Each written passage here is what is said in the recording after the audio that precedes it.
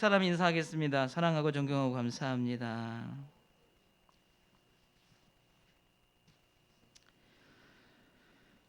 자, 베드로 전 후서는 이 초대교회 당시에 이 횡행했던 이 거짓 선지자들, 이 거짓 교사들, 이 그들이 교회 공동체 안에 들어와서 도덕적으로 또 교리적으로 성도들을 유혹하는, 연약한 성도들을 유혹하는 이런 일들이 교회 공동체 안에 있었고요. 이것을 지켜보고 있던 많은 사도들이 이 문제를 위하여 기도했겠죠.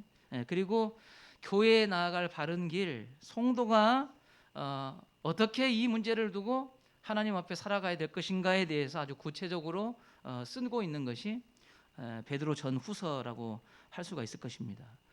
이 말씀을 왜 기록했느냐? 교회를 거룩하게 하기 위해서 이 말씀을 주신 거예요. 교회를 거룩하게 하기 위하여 이 말씀을 주셨다는 거예요. 여러분, 우리 다시교회 성도 여러분, 우리 다시교회가 거룩한 교회 되기를 원합니까? 여러분, 세상이 흔들리고 타락하고 변질돼도 교회는 거룩하게 되기를 원합니까? 여러분, 교회를 거룩하게 하는 것이 무엇입니까? 하나님의 말씀이 바로 교회를 거룩하게 하는 것이에요. 여러분, 베드로 사도가 왜 소아시아 교회를 향하여 이 말씀을 전하고 있습니까? 이 말씀이 교회를 거룩하게 하기 때문에 이 말씀으로 권하고 있다 그 말이에요.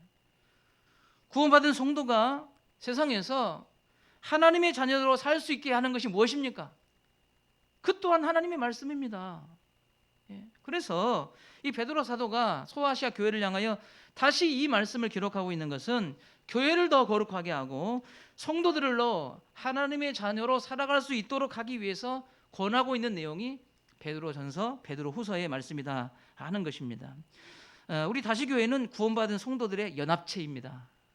여러분, 이 사실 잊지 마십시오. 우리 다시교회는 구원받은 성도들의 연합체입니다. 구원받은 한 사람, 그리고 또 한 사람, 그리고 또 한 사람, 저 사람, 많은 사람, 이들이 지금 함께 모여 있는 곳이 바로 여러분, 우리 다시교회입니다.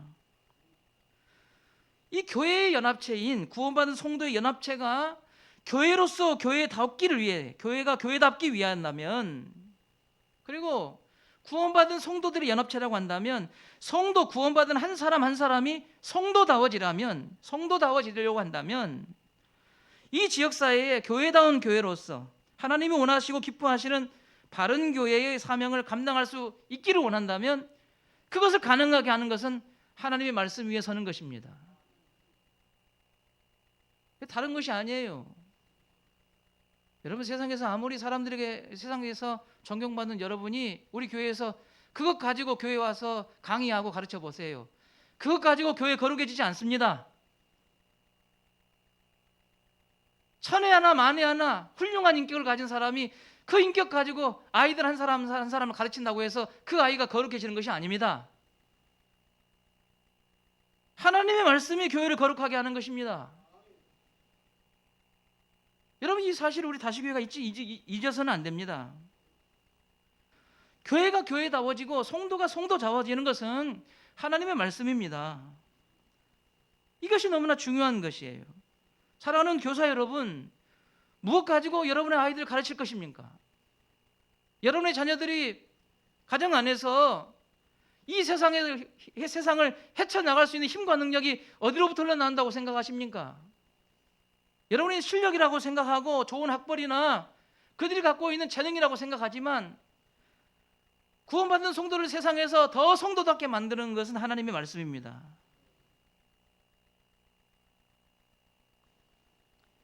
그렇기 때문에 다시교회가 교회답고 성도가 성도다워지려면 이 하나님의 말씀, 성경입니다. 이 하나님의 말씀이 성경으로 교회와 성도가 무장되어야 합니다. 우리 다시교회가 교회다워지려면 그 교회 연합체인 성도, 구원받은 성도 한 사람 한 사람이 연합된 성도가 하나님의 말씀으로 무장되어야 합니다. 베드로서 3장 1절과 2절 말씀을 우리가 본문으로 보고 지금 읽습니다. 자, 1절과 2절 말씀 읽겠습니다. 사랑하는 자들아, 내가 이제 이 둘째 편지를 너희에게 쓰노니 이 두 편지로 너희의 진실한 마음을 일깨워 생각나게 하며 곧 거룩한 선지자들이 예언한 말씀과 주 대신 구주께서 너희의 사도들로 말미암아 명하신 것을 기억하게 하려 하노라.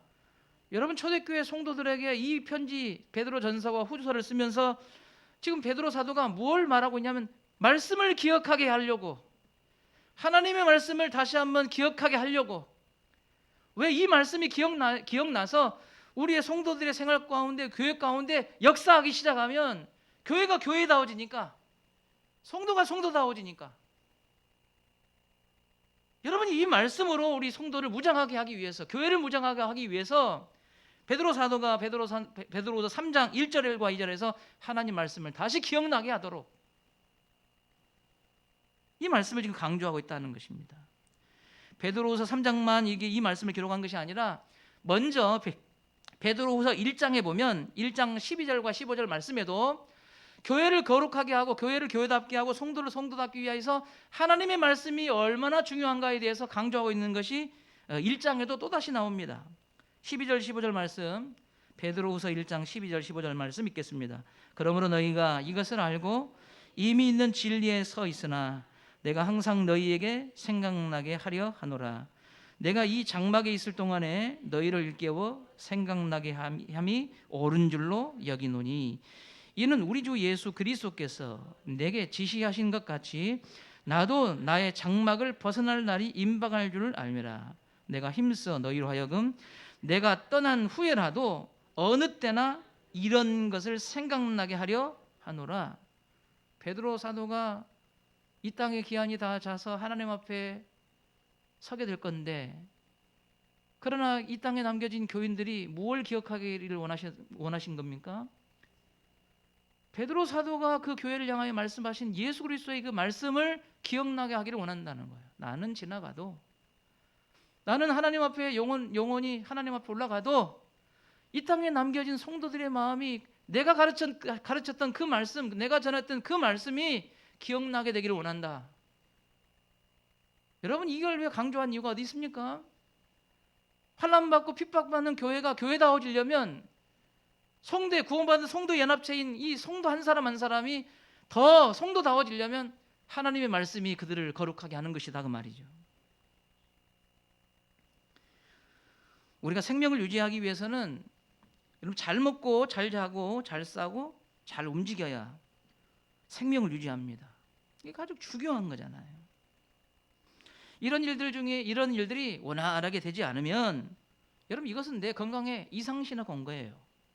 잘 먹고 잘 자고 잘 싸고 잘 움직이고, 근데 이 중에 뭔가 좀 문제가 생겼어요. 그러면 그 문제가 생긴 그것 때문에 내 지금 몸 안에 지금 몸 상태가 뭔가 좀 이상이 생긴 겁니다. 이게 내 몸에 이상이 생기면 우리의 몸은 본능적으로 원래의 자리로 잡아가려고 하는 그런 습성이 있어요. 자꾸 생활, 나도 모르게 좀 뭔가 이상한데 왜 잠이 안 오지? 잠을 자야 되는데 하는 일은 막 생각이 나요. 음식을 잘 먹었는데 갑자기 입맛이 뚝 떨어졌어. 이렇게 가지고는 생명을 유지하기가 힘든데 뭐가 왜 입맛이 떨어졌지? 내 몸이 자연스럽게 머릿속에서 막 생각이 나요. 이렇게 하면 안 되는데, 잘 먹고 잘 자고 잘 사는데 움직이지가 않아가지고 막 몸이 그냥 이상한 병들이 막 생겨나요. 이러면 안 돼. 운동해야 돼. 여러분, 우리가 이렇게 자연스럽게 우리의 건강에 이상이 생길 때 우리의 몸은 본능적으로 그 원래의 자리를 찾아가려고 하는 일이 본인이 막 뭔가를 하려고 애쓰는 것이 아니라 자연스럽게 그렇게 됩니다. 자연스럽게. 저는 우리 구원받은 성도들의 연합체인 교회가 교회답게 하고 흩어져 자기의 삶의 영역에서 구원받은 성도로 살아가게 하려면 하나님의 말씀이 이와 같이 우리의 생활에서, 일상생활에서 체질이 돼야 됩니다. 이게. 구원받은 성도가 교회가 교회다워지려면 여전도 회의될 때 여전도의 회원들이 모여서 머리를 맞대고 서로 논의하고 서로 조정을 하는 이 과정이 하나님의 말씀이 흘러나오는 것이 돼야 돼요. 이게 우리가 체질이 돼야 되고 일상이 돼야 됩니다. 오히려 어떤 교회는 반대예요. 여전도에 남전도에 모여가지고 하나님의 거룩한 말씀이 흘러가는데 오히려 당황스러워해요. 그런 이야기는 다른 데서 해. 그 교회에서 그런 이야기 안 하면 어디서 할 거예요? 그 교회에서 이 거룩한 이야기 안 하면 어디서 할 거냔 말이야. 열심히 막 농담하고 있는데 어떤 분이 우리도 기도를 좀 해야 되지 않겠습니까? 집사님 분위기도 좋은데 뭐 기도 이야기 그건 개인이 하는 것이고 그런 법이 어디가 있습니까? 우리가 하나님의 말씀을 받들어내는 것이 교회의 체질이지, 우리가 먹고 놀자고 마음 편하게 지나는 것이 교회입니까? 그건 아니잖아요. 재직회에서 하나님의 뜻을 논하고 당회에서 하나님의 뜻을 논하는 것이 본래의 기능이지, 그것 말고 다른 것으로 우리가 머리를 쓰고 열을 내고 거기에다가 힘을 놓고 웃고 그럴 필요가 어디 있어요. 물론 그렇게 하지 말라는 게 아니에요. 우리의 체질 자체가, 장로님들의 생각이, 우리 집사님 권사님들의 생각이 하나님의 말씀이 내 마음에 들어와서 내 일상생활로 들어와서 자연스럽게 흘러가는 것이 돼야 된다는 거예요. 눈빛 하나가, 웃음 하나가 하나님의 말씀을 받아서 내 인격 속에 녹아져서 흘러가는 것이 돼야 되죠. 걸음 하나하나가, 쓰레기를 hit자가 땡기고 동네에다 막 던지는 것, 결코 하나님의 말씀이 흘러가는 것이 아니지 않습니까?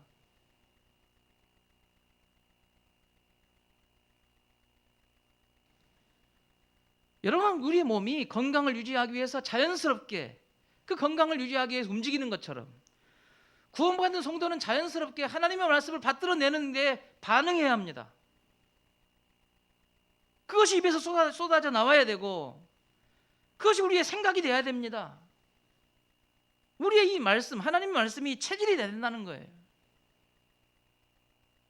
이것이 바로 목사의 수준입니다. 목사의 수준이 어디 있어요? 고위공직자들이나 좋은 사람 아는 것이 목사의 수준입니까? 하나님의 말씀을 얼마만큼 깊게 들여다보고 그 말씀에 실천하면서 사는가, 그것이 목사의 수준 아닙니까? 여러분, 장로님의 수준이 어디 있습니까? 돈 많이 벌고 사람들에게 존경받는 것이 장로님들의 수준입니까? 하나님의 말씀이 체질이 되는 것이 장로님의 수준입니다. 권사님의 수준을 어디 가서 찾겠습니까? 자식 잘 되는 거 가지고요? 좋은 집에 산다고요? 그것이 권사님의 수준입니까? 하나님 말씀이 체질이 된 것이 권사님의 수준 아닙니까? 여러분, 이 사실을 우리가 잊어버리면 안 됩니다.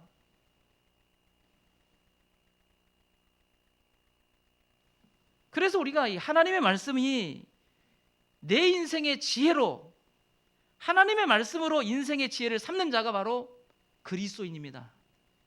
하나님의 말씀이 내 인생을 살아가는 지혜가 돼야 돼요. 여러분, 다시 한번 강조드립니다. 하나님의 말씀이 내 인생의 지혜가 되어야 합니다. 잠언 1장 7절 말씀을 보십시오. 자, 다 함께 읽겠습니다. 여호와를 경외하는 것이 지식의 근본이거늘 미련한 자는 지혜와 훈계를 멸시하느니라. 아멘. 신명기 6장 24절 말씀을 보십시오. 신명기 6장 24절 말씀. 여호와께서 우리에게 이 모든 규례를 지키라 명령하셨으니 이는 우리가 우리 하나님 여호와를 경외하여 항상 복을 누리게 하기 위함이요 또 여호와께서 우리를 오늘과 같이 살게 하려 하심이니라. 아멘. 여러분, 잠언의 핵심은 지혜입니다. 지혜. 잠언의 핵심은 지혜입니다. 솔로몬은 이 지혜를 누구라고 말했나? 하나님을 경외하는 것이 지혜라고 했습니다. 하나님을 경외하는 것이 지혜라고 말했어요. 그런데 하나님은 하나님을 경외하는 것을 뭐라고 표현했느냐? 하나님의 말씀을 지켜 행하는 것이 바로 하나님 경외하는 것이다, 이렇게 말했어요. 여러분, 그러니까 우리 인생에서 하나님을 경외하고 그 말씀을 지켜 행하는 것이 우리의 지혜가 되어야 합니다. 잠언이 말하는 지혜는 우리 인생을 부자로 만드는 지혜를 말하는 게 아니에요. 더 안 아프고 오래 살게 하는 지혜를 말하는 게 아닙니다. 하나님을 말씀하고 있는 것이 잠언의 지혜입니다. 그 지혜의 시작은 하나님을 경외하는 것으로부터 나온다고 말씀하고 있잖아요. 그래서 우리가 하나님의 말씀으로 인생의 지혜를 삼으려면 하나님을 경외해야 합니다. 잠언 4장 6절 9절 말씀 보십시오. 잠언 4장 6절 7절 말씀 읽겠습니다. 지혜를 버리지 말라. 그가 너를 보호하리라. 그를 사랑하라. 그가 너를 지키리라. 지혜가 제일이니 지혜를 얻으라. 네가 얻은 모든 것을 가지고 명철을 얻을지니라. 그를 높이라. 그리하면 그가 너를 높이 들리라. 만일 그를 품으면 그가 너를 영화롭게 하리라. 그가 아름다운 관을 네 머리에 두겠고 영화로운 면류관을 네게 주리라 하셨느니라. 지혜가 그렇게 한다는 거예요. 여러분, 이 지혜는 누구를 말한다고요? 하나님을 말한다고요. 그러니까 하나님의 말씀을 우리의 생활의 지혜로 삼는 것, 하나님 그걸 바라시는 거예요. 우리의 말씀이, 하나님의 말씀이 내 생활이 되는 거예요. 집에 숟가락 하나를 놓더라도 그것이 하나님 말씀을 실현하는, 표현해내는 것이 된다면 얼마나 하나님 기뻐하시겠어요. 여러분, 운전을 해 나가는데 그 운전 모습이 하나님의 이 말씀을 받아내는, 표현해내는 것이 되면 여러분 얼마나 좋겠어요. 운전하다가 막 욕하고 막 쌍욕하고 안 비켜주려고 끝까지 쫓아가고 그냥 위협하고, 여러분 이게 하나님의 말씀이지는 않잖아요. 하나님의 말씀은 아니잖아요. 예?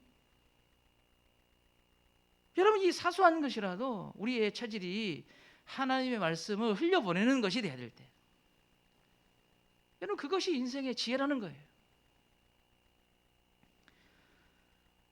여러분, 이 일이 가능하게 되려면 우리는 말씀을 가까이 해야 합니다. 하나님 말씀을 가까이 해야 돼요.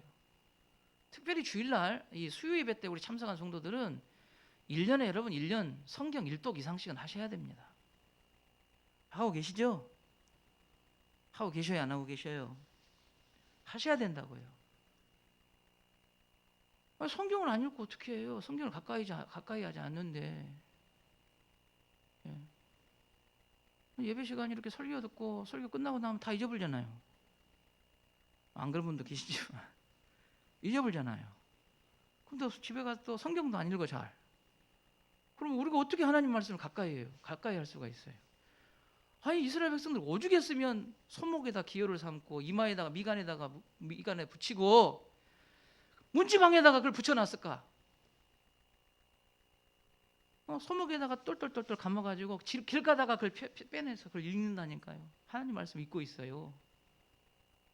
물론 그것이 형식화되면 그건 문제겠지만, 그렇게 하라고 명령하신 하나님의 마음이 우리가 알잖아요. 왜 이렇게 명령하시는지를.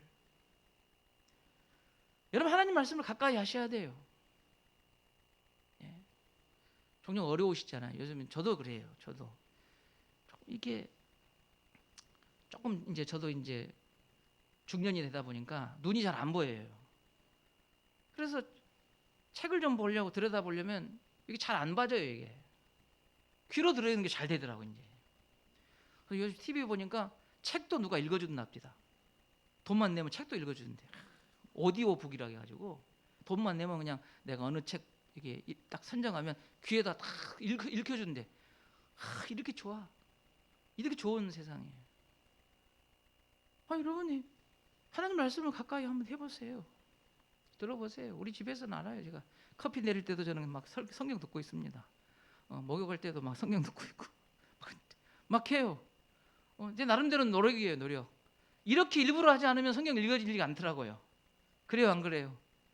일부러 하지 않으면 성경 읽어지지가 않습니다. 일부러 하지 않으면. 차만 타면 저는 틀어놔요. 우리 아들 꺼봅니다. 우리 아들이 차 틀어놔요. 차 딱 타면 제가 성경 틀어놔요. 그러면 그건 혼자 들어야 된다고, 다 있을 때는 들으면 안 된다고 딴 데 틀어요. 음악 찬양 막 틀어놔요. 나는 그냥 듣고 싶은데, 이럴 때라도 한번 들어보고 싶은데 노력하는 거예요. 일부러 하지 않으면 안 되더라고요. 일부러 하지 않으면. 하나님 말씀 가까이 하지 않으면 안 됩니다. 특별히 여러분, 하나님 말씀을 배우는 것은 학생과 같은 자세로 말씀 들어야 됩니다. 학생과 같은 마음으로. 제가 강단에서 내려오면 우리 형님 뻘이고 다 아버지 뻘이에요. 그래도 여러분 앞에 목사라고 하면은 여러분 선생님이라고 생각하시고, 여러분 선생님이라고 생각하시고, 다른 거 뭐 이거 빗주락을 뭘로 살 거냐, 뭐 이거 구입을 해야 되는데 우리 장로님 이거 뭘로 할 겁니까? 그런 거는 목사 대접 안 해줘도 돼요. 그럴 때는 우리 장로님들이 더 잘 알아요. 빗절하기 얼마가 좋은지, 더 싸고 좋은지 다 나보다 더 잘 알아. 그럴 때는 저 선생 대접 안 해줘도 돼요. 그러나 여러분의 믿음을 세워나가는 일에는 나이가 어려도 선생 대접을 하셔야 여러분이 배우지 않아요. 우리 선생님이라고, 내 신앙 가르쳐주고 믿음 세우는 선생님이라고, 그런 자세로 나이가 어린 목사지만 그렇게 우리가 자세를 가지고 바라봐야 내 믿음이, 여러분, 말씀이 들어오죠. 그러잖아요. 여러분, 내 손에요, 내 손에. 내가 아무리 바꾸려고 해도 여러분이 저보다 나이가 많은 건 못 바꿔요. 그잖아요. 하나님이나 바꿔주면 모를까? 그런다고 해서 여러분 젊어집니까? 그것도 아니잖아요. 이거 하나님이 우리에게 이 시대를 살라고 주신 것이고요. 이것 우리가 앞세워서 하나님 앞에 충성하면 되는 것이지만, 이 나이가 하나님의 말씀을 받들어내는 일에 방해가 된다면 내 손해입니다. 내 손해예요. 우리 말씀을 가까이 해야 되고, 하나님 말씀을 배울 때는, 하나님 말씀을 대할 때는 마치 아이들과 같이 학생들이 그 공부를 대하는 것 같은 그런 마음가짐으로 여러분 하나님의 말씀이 성경을 배우셔야 합니다.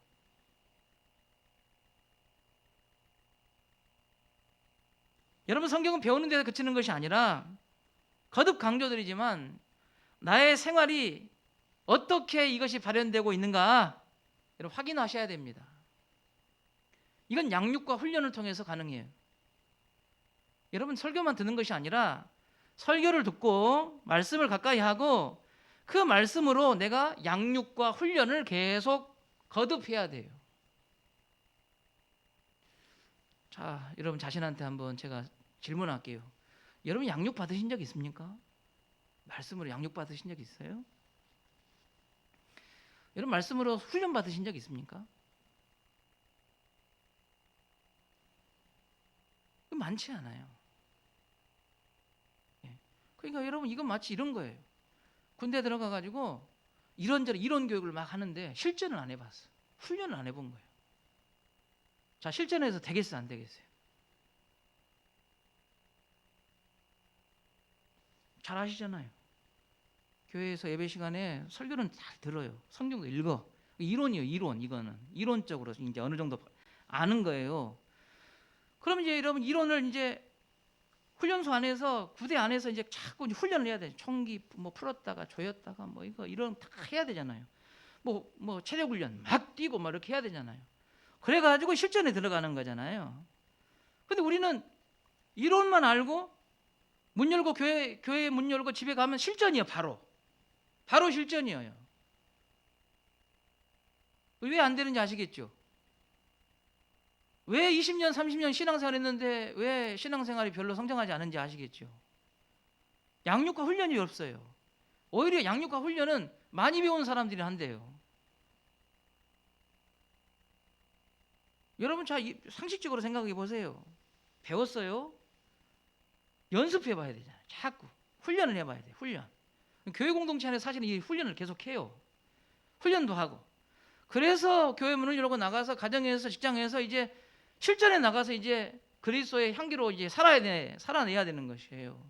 그런데 우리 성도들이 여러분들에게 제가 질문을 하실 때 여러분 뭐라고 대답하셨어요? 서로 스스로. 여러분 훈련 받은 적 있습니까?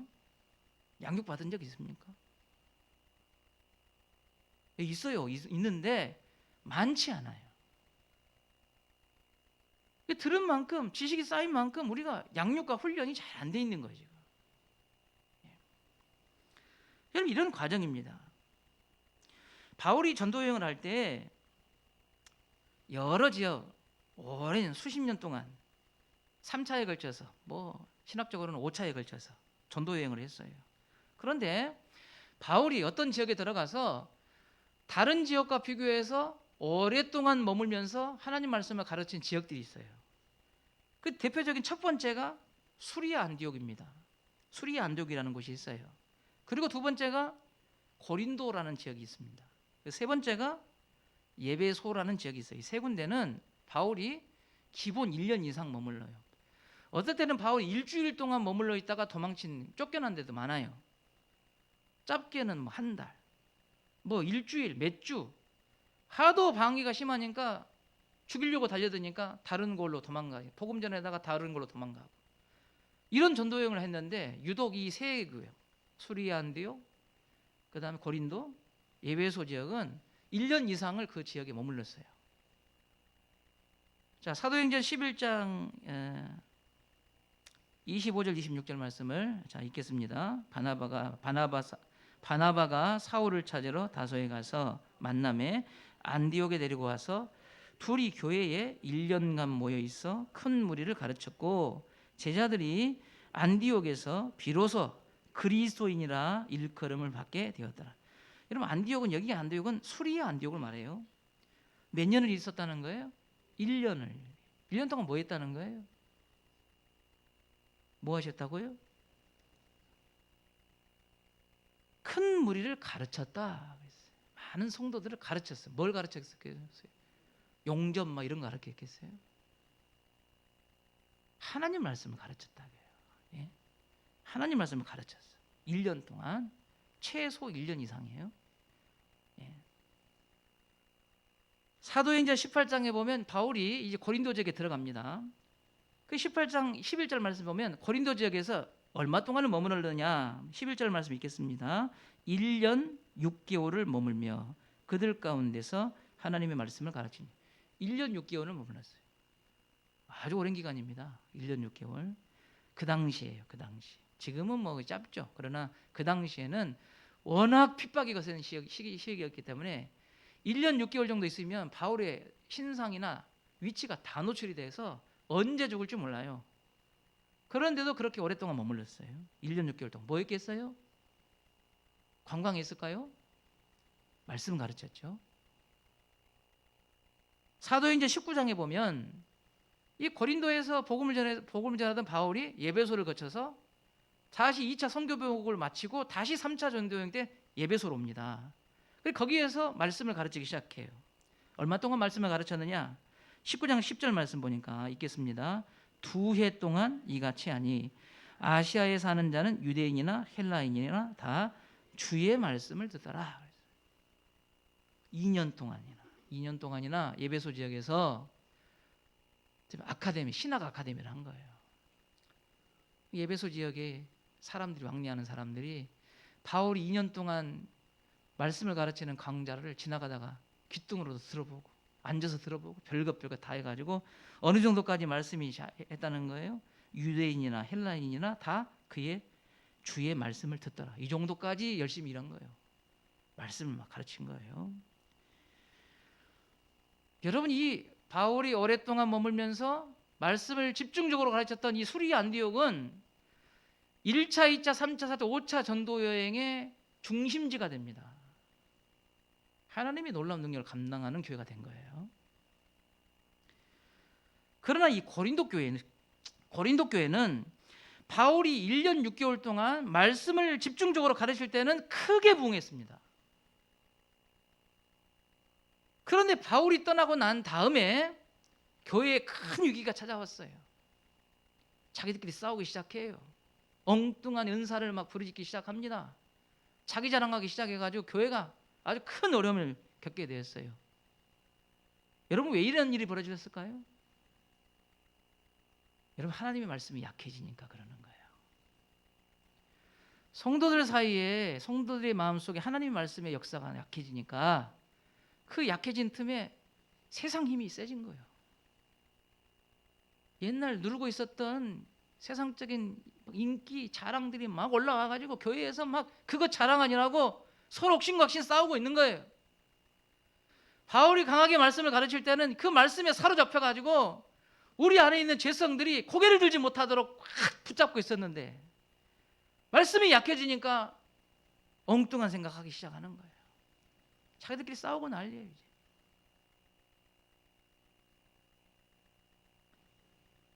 바울은 에베소에서 2년 동안을 말씀을 가르쳤습니다.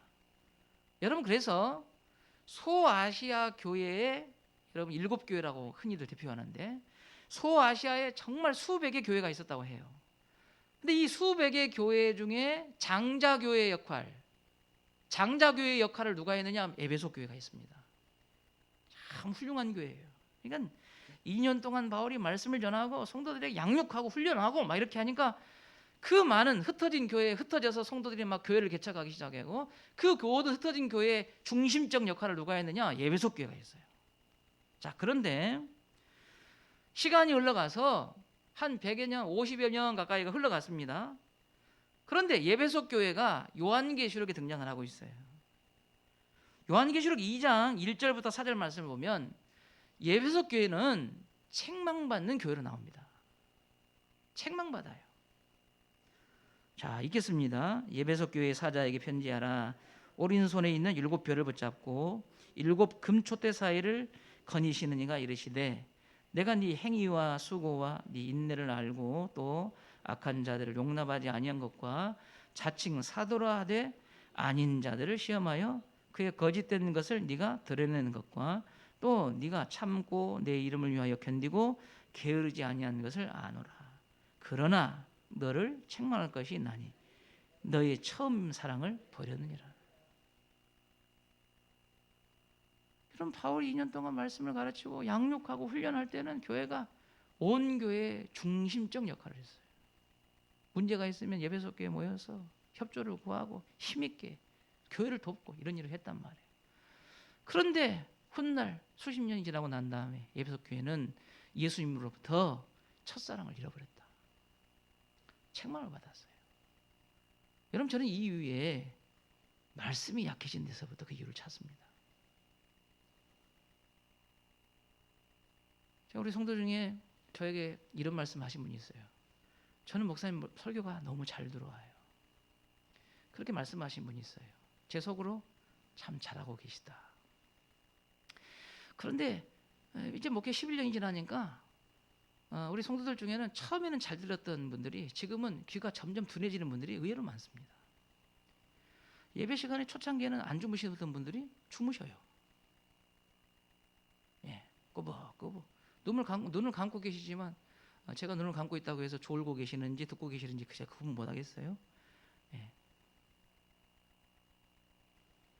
제가 이래봬도 교육자가 30년째입니다. 제가 앞에 서서 성도들 얼굴 표정, 자세 하나 뭐 이렇게 보면 대충은 압니다. 잘 듣고 계시는지 아니면 지금 딴 생각을 하고 계시는지 지금 주무시고 계시는지 딱 보면 압니다. 제가 물론 틀릴 수도 있습니다. 예, 틀릴 수도 있지만 그러나 대부분 설교 시간에 눈을 감고 계시는 것은 예배의 바른 태도는 아니에요. 할 수만 있으면 혹시 막 눈이 막 쓰라려가지고 못 뜨겠다 그러면 눈을 감고 계셔. 그런 분들은 괜찮을지도 몰라. 근데 설교를 들을 때는 눈을 뜨셔야 돼. 눈을 뜨고 설교자를 봐야 돼. 어떤 분은 이제 그런 분이 나 적어야 된다고. 아니 적고 있다고 하면 적으려면 이거 봐야지. 그래도 눈은 적고는 얼른 봐야지. 또 설교자를 딱 보고 있어야지. 그런데 저도 적어봤는데 설교자 안 보고 계속 적고 있잖아요. 그러면 딴 거 쓰고 있어. 딴 거. 돈 계산하고 있고 막. 그래, 우리는 그래요. 근데 설교자하고 눈을 딱 마주치고 있잖아요. 해차를 하고 싶어도 불안해서 못해. 혹시나 곁나가 볼까 봐. 이렇게 신앙생활 하셔야죠. 우리 지금 믿음 훈련을 이렇게 막 하셔야 되는데. 여러분, 하나님 말씀이 둔해지기 시작하잖아요. 신앙생활에 문제가 생깁니다. 반드시 생깁니다. 어떤 분들은 그래요. 우리 목사님 설교는 별로 은혜가 안 되는데 다른 교회 목사님 설교는 은혜가 돼요. 그리 가세요. 여러분 신앙을 위해서 가셔야 돼. 제가 목사님 우리 당에 또 모여가고 목사님 그렇게 말씀하시면 안 됩니다. 교회 영업은 아니잖아요. 교회가 영업을 하는 것은 아니잖아요. 영혼 살리는 거잖아요.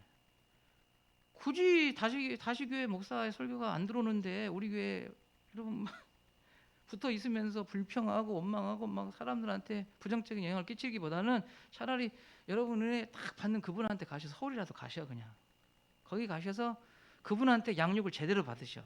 그래야 온전한 그리스도인이 되죠. 저는 우리 교회에서 온전한 그리스도인으로 못할 만한 형편이다, 환경이다 그러면 그분 온전한 그리스도인이 될 만한 그런 곳으로 저는 보내드리고 싶어요. 우리가 영업하는 거 아니잖아요. 그렇잖아요. 우리 교회 숫자 채우려고 여러분 붙들고 있는 거 아니잖아요. 여러분 믿음 세워나가는 것이 우리 교회의 사명 아닙니까? 예? 그런 의미에서 목사의 설교가 안 들어온다는 것은 참 치명적인 것이에요. 예. 다시기 목사가 아니더라도 우리 강단에 목사의 권위로, 예? 당회가 부여한 교회가 부여한 목사의 권위로 다른 설교자를 세워놨는데 그 설교자 앞에 우리가 은혜 받지 못하고 다른 회차를 하고 있다. 나한테 결코 좋은 건 아닙니다. 오히려 그런 반응이 내 자신을 점점 둔해지게 만들어요. 영혼이 날카롭지가 않아요. 둔해져요. 여러분, 이와 같은 예가 보여주는 것이 뭐예요? 교회 공동체 안에서 성도들에게 하나님의 말씀이 그들 속에서 역사하실 때는 풍성한 부흥과 연결이 됐다는 것입니다. 그러나 그들 속에서 하나님의 말씀의 역사가 약해질 때는 오히려 쇠퇴하는 현상들이 교회 공동체에 나왔다는 말이에요. 교회 공동체의 쇠퇴는 누구의 쇠퇴를 말합니까? 성도 한 사람 한 사람의 신앙이 해이해졌다고 말이에요. 이런 현상이 나타나는 것이 교회 공동체의 쇠퇴로 이어지는 것입니다. 그렇기 때문에 우리 다시교회는 하나님의 말씀으로 양육과 훈련을 받으셔야 합니다. 예. 충격적이게 받아들일 수 있겠지만 제가 젊어서 여러분을 양육하는데 서투르다. 그럼 좀 연세 지긋하신 분이 여러분에게 좀 나을 수도 있어요. 예. 아니, 그럴 수 있다 그 말이에요. 그리 가시라고. 난 하나님께서 사명 주실 때까지 최선을 다해서 열심히 일할 거니까. 예. 제가 지금 뭘 이야기인지 아시죠? 또 요거 좀 꼬투리 잡아가지고 우리 교회 시끄럽게 하지 마셔요. 예. 그럴 분도 안 계시지만 지금 제가 이걸 뭘 강조하고 있는 거예요? 영혼의 양육과 훈련을 받아야 된다는 거예요. 그거 없이 교회만 왔다 갔다 하는 것은 여러분한테 별로 도움이 안 돼요. 양육과 훈련을 받아야 된다는 거예요. 여러분, 우리가 하나님의 말씀이 찬양 예배를 드리는 방식, 우리가 예배를 드릴 때 지금 우리가 정착하고 있는 모든 예배 형태는 변해왔어요. 그래서 우리가 드리는 예배 형태는 정답은 아닙니다. 시대마다 지역마다 예배의 형태는 항상 바뀌어졌어요. 그래서 여러분이 갖고 있는 우리가 지금 같이 가지고 있는 예배의 형태는 정답이라고 말할 수는 없고 더 나은 하나님 앞에 영과 진리로 예배하기 위한 좋은 방법으로 개선될 필요는 있습니다. 이것에 대하여 주저할 필요는 없어요. 여러분 주저하실 필요가 없다는. 우리는 그동안 이렇게 해왔는데요. 예, 그것도 좀 중요합니다. 그러나 영과 진리로 예배하는 일에 이보다는 또 다른 방법이 개선될 필요가 있다면 과감한 시도를 하셔야 될 필요가 있습니다. 왜? 우리의 예배는 하나님이 받으실 만한 예배가 되어야 되기 때문이에요. 하나님이 받지도 않은 예배를 천년만년 드릴 수는 없잖아요. 우리가 어떻게 하면 더 하나님 앞에 영과 진리로 나아갈 것인가에 대해서 예배의 형태를 조금씩 바꿔서라도 그 영혼을 하나님 앞에 세울 수만 있다면 그렇게 해야 된다는 것입니다. 이렇게 하는 과정에서 우리가 기존의 예배 방식이 여러분들에게는 익숙하고 편할 수가 있습니다. 목사님, 저는 옛날 것이 더 좋습니다. 그대로 합시다. 그러나 때로는 그것이 하나님 앞에 온전한 예배로 나아가는 일에 효과적이지 않다고 한다면 조금의 불편을 감수하더라도 변화는 시도해야 됩니다.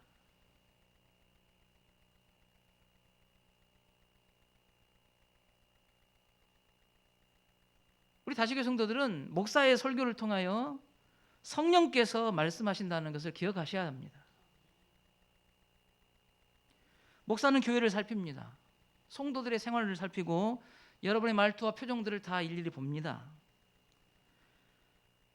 교회 성도들을 살피는 과정에서 성령께서 목사의 마음을 비춰주시고 성령이 역사하셔서 그 힘을 입어 하나님의 말씀을 연구하고 설교를 준비해서 이렇게 수요일마다 주일마다 말씀을 선포합니다. 성령께서는 이 목사의 설교를 성도들의 인격 가운데 심으십니다. 그리고 목사의 설교를 여러분에게 다시 말씀하십니다. 여러분의 언어로 여러분의 상황을 비추어서 성령이 말씀하셔요. 여러분, 우리 다시교회가 72년 동안 이 성령께서 설교를 들으면 성도들의 마음 가운데 역사하셨기 때문에 여기까지 온 것입니다. 오늘 새벽에도 말씀드렸지만 이근호 목사님 때문이 아니에요. 김혜삼 목사님 때문이 아니고 김성경 목사 때문에 여기까지 온 게 아닙니다. 그 목사들을 통하여 성령께서 성도들에게 말씀하셨기 때문에 여기까지 온 것입니다. 그래서 우리 다시교회는 성령이 주인 되는 교회입니다. 맞습니다. 그래, 지금도 여전히 똑같이 성령은 역사하시는 거예요. 목사는 교회를 돌아보며 하나님 말씀을 몸부림치며 죽을 만큼 노력해요. 오늘 또 제가 수요예배 끝나고 수요일 말씀 다 준비하고 탈고 끝나서 집에 가서 죽을 것 같아. 우리 아내는 그건 당연히 해야 될 일 아니에요? 해보세요. 해보시오. 죽을 만큼 힘들어요. 제 힘에 부칩니다.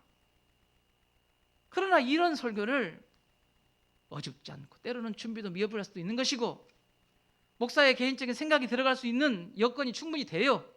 그러나 그 목사의 설교를 가지고 여러분 각자에게 말씀하신 분은 성령이십니다. 목사는 여러분의 성품을 모르고 생활을 몰라요. 그러나 성령은 아십니다. 나는 잘하고 있는데 왜 저 말씀을 하시나? 나는 주일성수 한 번도 안 빠지고 하는데 왜 주일성수 설교를 하시나? 그 주일성수 설교에 성령은 다시 나에게 말씀하시는 것을 들으셔야 합니다.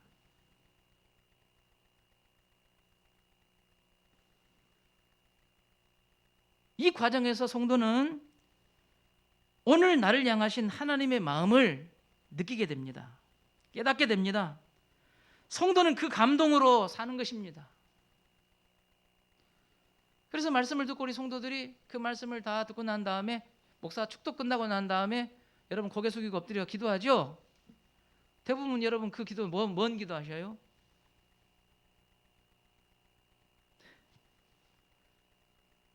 여러분, 우리 다시교 성도들은 말씀을 듣고 축도 끝나고 기도하는 자리는 말씀 붙잡고 기도하세요. 하나님, 우리 벤또를 잘 써야 되는데 그거는 다음에도 할 수 있어요. 그런 거는. 그런 건 다음에 해도 돼. 그걸 안 지워버리거든, 그거는. 그런데 은혜를 받고 감동을 받을 때 그걸 딱 틀어잡고 바로 기도하셔야 돼. 그래서 제일 좋은 건 설교 끝나고 같이 기도하는 시간 있으면 좋아요. 그런데 우리 성도들은 몇 번 제가 시도를 한번 해보려고 했더니 우리 성도들은 잘 그 익숙하지가 않아갖고 다 남들 기도하는 거 구경만 하고 계셔. 예. 구경은 잘 하셔가지고 기도하자고 하면 다 남들 구경만 하고 있어, 막 이렇게. 이게 참 우리가 이렇게 훈련이 잘 안 되는 부분이 있어요. 그래서 지금은 제가 지금 축도 끝나고 여러분들에게 뭐라고 지금 멘트를 하고 있어요. 따로 시간 낼 수 없어요. 그러니 지금 하세요. 지금 기도하셔요. 결단하고 가세요. 이렇게 하시잖아요. 그러니까 이렇게 강구하고 계속 강조하니까 기도하는 시간이 점점 길어지고 있어요. 우리 성도들이. 참 좋아요. 여러분, 이와 같은 일들이 지금 우리 교회 안에 지금 일어나고 있잖아요.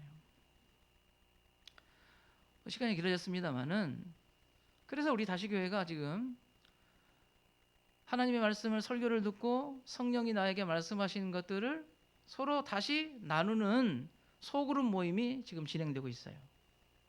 지금은 지도자의 2달 가까이를 지도자를 양육하는 일에 제가 시간을 많이 쏟았고 지난주부터는 우리 장로님들과 일부 지금 기관장들을 초대해서 지금 이 예배자학교 소그룹 모임에 지금 2그룹을 만들었어요.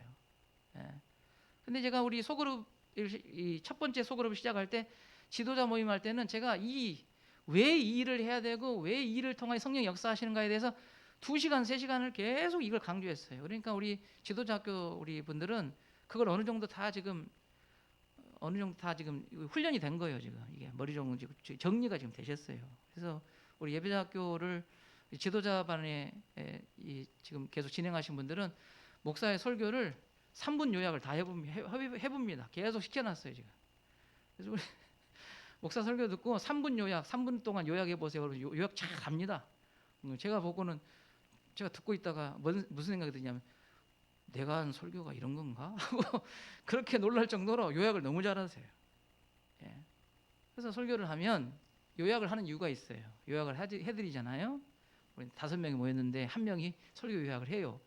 그럼 무슨 일이 벌어지겠어요? 설교가 생각이 나요. 신기하게 설교가 막 생각이 나요.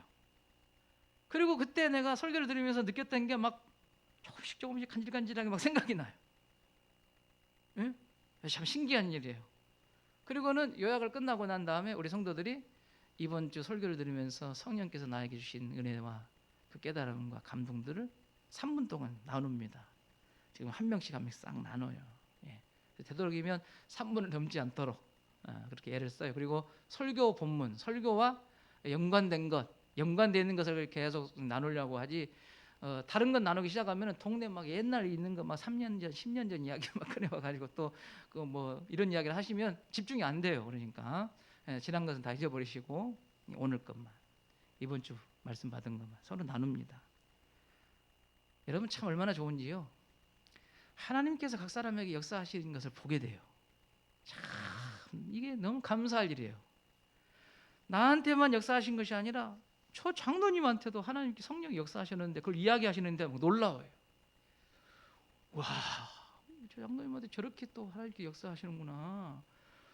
저 권사님은 내가 생각지도 못한 것을 저렇게 하나님 은혜를 받았네. 내가 또 배워요. 하나님이 저렇게 역사하셨구나. 이렇게 우리가 배우다 보니까 어떤 일이 벌어지냐면 내 인생 가운데 그와 비슷한 일이 벌어지면 우리는 어떻게 직감하게 되냐면 하나님 일하시는구나, 이렇게 지금 선포를 하게 돼요 이제. 그래서 우리 다시교회가 막 성령이 왕성하게 역사하는 교회처럼 우리가 막 감동이 돼요. 뜨거워집니다. 얼마나 여러분 좋은지 몰라요. 그리고는 이번 주에 함께 5명이서 6명이서 기도해야 될 기도의 제목들을 한 사람 하나씩 다 내놓습니다. 우리 아들이 시험 봐야 돼요. 이번 7월 달에 시험 봐야 돼요. 기도해 주세요. 우리 시어머니가 병원에 입원하셨는데 기도해 주세요. 그러면 기도 제목 6개, 6명이 다 내놓으면요, 그 기도 제목 붙잡고 한 3분에서 5분 정도 딱 기도합니다. 막 눈물이 나요. 얼마나 그분이 그런 기도 제목을 붙잡고 그렇게 고통스러워했는가 막 느껴져요. 그러면서 제가 회개한 건요, 우리 성도들의 마음속에 담겨져 있는 깊이 있는 것을 잘 몰랐구나. 내가 잘 몰랐구나. 실제로 우리 다시교회 성도들이 우리 장로님들 정도 되면은 우리 교회 다닌 지가 한 30년 이상은, 다 20년 이상은 되신 분이 되잖아요. 그러면 우리가 웬만한 사람들 다 알잖아요. 근데 그 속은 잘 모르더라고요. 속은 몰라. 그냥 웃으면서 인사는 하는데 저 사람이 뭔 생각을 갖고 어떤 고충이 있는지 잘 몰라요.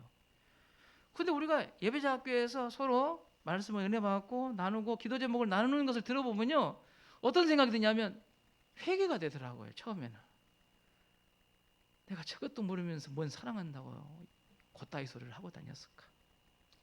저런 아픔이 있는데도 웃고 다닌 거 보면 내가 참 속없었네. 내가 그러면서 내가 좀 뭔 양보해달라고 내가 그렇게 말한, 아이고 나는 왜 저렇게 나만 알고 살았나. 회개가 되더라. 그러면서 붙잡고 기도하는 과정에서 제가 지금 느끼는 건 뭐냐면 그 기도 제목을 위하여 붙잡고 기도하는 성도들을 한 걸음 더 사랑하게 되더라고요. 더 사랑하게 되더라고요. 그래서 제가 종합해 보니까 어떤 일이 벌어지느냐, 초대교회 성령이 충만하여 교인들이 서로 한 자리에 모여서 말씀을 나누고 기도하고 함께 떡을 떼고 피로를 채우고 하는 이런 이 초대교회 역사들이 소그룹에서 막 일어나는 것을 제가 지금 보고 있어요. 야, 우리 교회가 성령이 역사하시는 교회가 돼야 되겠구나. 참 많이 느끼고 있습니다. 그래서 제가 우리 당회하고도 구체적으로 좀 조정을 해야 되겠습니다만은 이제 이런 이제 모임들을 점점 확대시켜 나가려고 지금 생각을 하고 있어요. 그래서 어느 예배 때 이걸 적용해야 될 건가, 아니면 따로 다른 시간을 내서 이걸 적용해야 될 건가, 좀 고민하고 있어요. 왜 지금 제 마음은요, 아버지 같은 마음으로 이렇게 좋은 걸 빨리 먹이고 싶어요. 제 솔직한 심정이에요. 이런 아버지 같은 심정으로, 영적인 아버지 같은 심정으로 이걸 우리 성도들이 제 양이라고 한다면 이 양들을 막 빨리 먹이고 싶어요. 이게 먹이고 싶은데 막 먹이고 싶으려고 하니까 막 어떨 때는 부작용이 좀 난 것 같아요. 어떨 때는 내가 너무 마음에 서두르다 보니까 이게 좋은 것이니까 우리 그잖아요. 우리 애들한테도 먹어봐. 아니, 난 안 먹고 싶어. 먹어봐. 엄마가 뭐라고 먹어. 먹이다가 또 에악 하고 그잖아요. 얘들 그잖아요. 제 마음 막 서두르는데 이게 너무 좋은데 하나님께서 막 역사하시는 것이 막 우리 눈에 막 보여요 지금. 가지고 이게 우리 집사 요 어느 집 누구 집사님에도 요거 지금 먹여주고 싶은 거예요. 막 우리 장로님한테 먹여주고 싶은 거고 막 우리 권사님한테도 막 권사 입 한번 벌려봐. 내가 넣어줄게. 이리 와봐봐. 집사님 권사 입만 벌리면 돼야 내가 넣어줘볼라니까. 막 이렇게 하고 싶은 거예요. 예? 기도하고 있어요. 그래서 어떻게 우리 성도들을 이 마지막 때에 믿음으로 세워가야 될 건가, 이런 문제를 가지고 지금 기도하는 중에 있어요. 물론 여러 가지 이 새로운 시도가 성도들에게 불편한 것이 없다는 것은 아니에요. 되게 불편한 게 많아요. 예. 어떨 때는 우리 지금 모임도 마찬가지지만 이런 이야기를 꺼내야 되는가 막 조마조마하고, 혹시나 이 이야기를 꺼내면 흉이 되지 않을까. 뭐 지난주 같은 경우는 우리 사모님이 우리 지도자학교 들어와가지고 남편 흉을 겁나게 봐봅디다. 내 옆에 있는데 내가 남편이 옆에 앉아 있는데 그냥 남편 흉을 겁나게 봐봅디다. 내가 바로 옆에 앉아 있는데. 그래서 제가 아멘 할렐루야 했습니다. 하나님께서 그렇게 하신다는데 내가 뭐라고 했습니까? 하나님께서 그렇게 하신다는데 그렇게 생각하니까 더 그냥 짠해지고 짠하게 마음이 더 생기고, 그런 마음이 얼마나 아플까, 그런 생각이 들어서 내가 설거지 한 번 더 했습니다. 제가 가서. 여러분, 우리 교회 주인은 누굽니까? 우리 예배 대상이 누굽니까? 여러분, 누가 우리 인생을 이끌어 나가기를 원하십니까? 그렇다면 우리 교회 주인은 하나님이셔야 됩니다. 하나님이 우리 교회에 높임을 받으셔야 돼요. 다른 분이 아니에요. 목사가 아닙니다. 능력 있는 누군가가 아닙니다. 성령 하나님께서, 삼위일체 하나님께서 우리 회종을 통해서 영광을 받으시는 교회가 진정한 교회입니다. 우리 모두는 이 일을 만들어 가야 되는 것입니다. 불편을 감수하고라도 때로는 더 건강한 교회를 위해서 우리는 도전해야 할 필요가 있어요. 여러분 많이 기대해 주시고 더 지혜 달라고 여러분 모든 지도자들에게 기도해 주시고, 우리 성도들도 내가 양육과 훈련을 통하여서 하나님 온전한 성도로, 온전한 사람으로 능력을 덧입어 세상 앞에서 그리스도의 영광을 드러내야 되겠다는 분명한 목적을 가지시고 신앙생활에 전념하시는 우리 다시교 모든 성도들 되시기를 주의 이름으로 축원합니다. 하나님 감사합니다. 우리 교회 주인은 하나님이십니다.